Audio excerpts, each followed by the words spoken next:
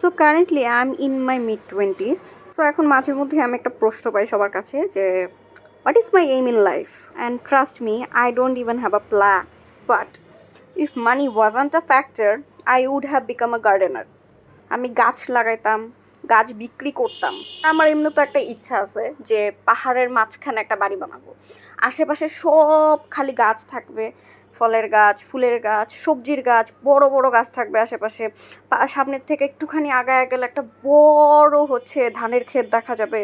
যখন ধানের টাইম হবে কি সুন্দর চকচক করবে সোনালি কালার। তারপর একটা ছোট্ট রুম থাকবে, রুমের পাশে একটা ছোট্ট কর্নারে আমার হারমোনিয়াম, গিটার এগুলা থাকবে। অলরেডি হারমোনিয়াম, গিটার আছে, তো আমি আবার ভাবছি যে আমি আরও কিছু ইনস্ট্রুমেন্ট কিনবো।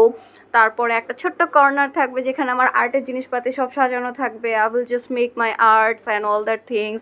দেন একটা ঝুল বারান্দা থাকবে, বারান্দা থেকে একটু ছোট্টখাট্টো সানসেট দেখা যাবে।